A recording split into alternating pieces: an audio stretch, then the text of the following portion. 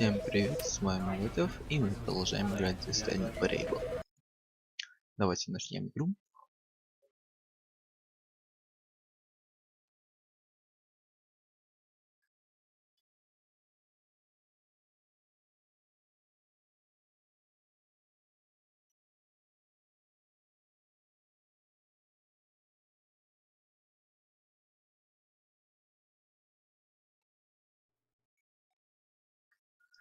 Так, ну вот и загрузилось.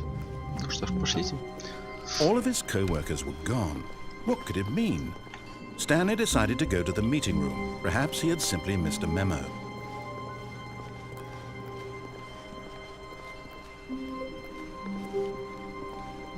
Так, When Stanley came to a set of two open doors, this was not the correct way to the meeting room, and Stanley knew it perfectly well.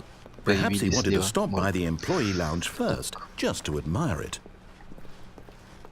Ah, yes, truly a room worth admiring. But eager to get back to business, Stanley took the first open door on his left. Не пойдем туда. Stanley was so bad at following directions, it's incredible he wasn't fired years ago. Look, Stanley, I think perhaps we've gotten off on the wrong foot here. I'm not your enemy, really, I'm not.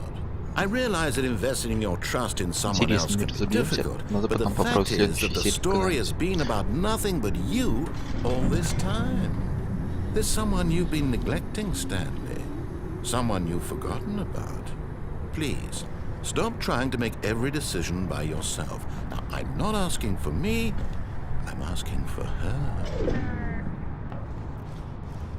This is it, Stanley. Your chance to redeem yourself. To put your work aside, to let her back into your life. She's been waiting. That's her, Stanley. You need to be the one to do this, to reach out to her. If you can truly place your faith in another, then pick up the phone. Давайте поднимем.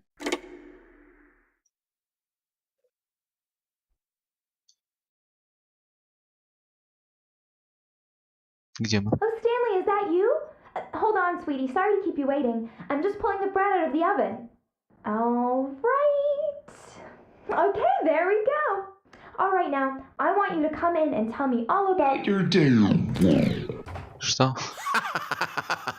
Gotcha. Oh, come on.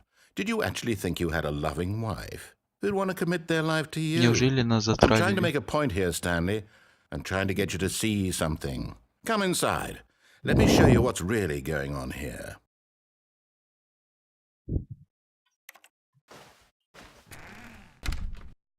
This is a very sad story about the death of a man named Stanley. Давайте нажмем на 6.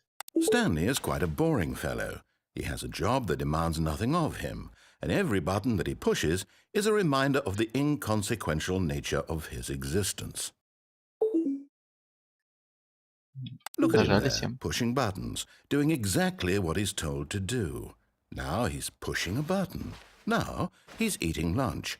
Now he's going home. Now he's coming back to work. One might even feel sorry for him, except that he's chosen this life. А что если нажать 1? Ага. Ну ладно. But in his mind, he can go on fantastic adventures. From behind his desk, Stanley dreamed of wild expeditions into the unknown, fantastic discoveries of new lands. It was wonderful. And each day that he returned to work was a reminder that none of it would ever happen to him. And so he began to fantasize about his own job. First, he imagined that one day while at work, he stepped up from his desk to realize that all of his co-workers, his boss, everyone in the building had suddenly vanished off the face of the earth. The thought excited him terribly.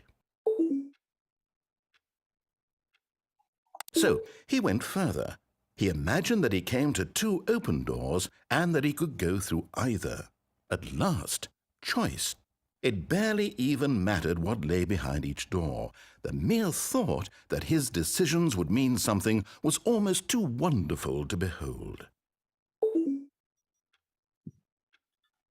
As he wandered through this fantasy world, he began to fill it with many possible paths and destinations. Down one path lay an enormous round room with monitors and mind controls. And down another was a yellow line that weaved in many directions, and down another was a game with a baby. And he called it the Stanley Parable. It was such a wonderful fantasy, and so in his head he relived it again, and then again, and again, over and over, wishing beyond hope that it would never end, that he might always feel this free. Surely there's an answer down some new path, mustn't there be? Perhaps if he played just one more time. But there is no answer. How could there possibly be? In reality, all he's doing is pushing the same buttons he always has. Nothing has changed. The longer he spends here, the more invested he gets, the more he forgets which life is the real one. And I'm trying to tell him this, that in this world he can never be anything but an observer, that as long as he remains here, he's slowly killing himself. But he won't listen to me. He won't stop. Here, watch this. Stanley, the next time the screen asks you to push a button, do not do it. Но мне придется нажимать на кнопку, так что... You see? Can he just not hear me? How can I tell him in a way that he'll understand that every second he remains here, he's electing to kill himself? How can I get him to see what I see? How can I make him look at himself?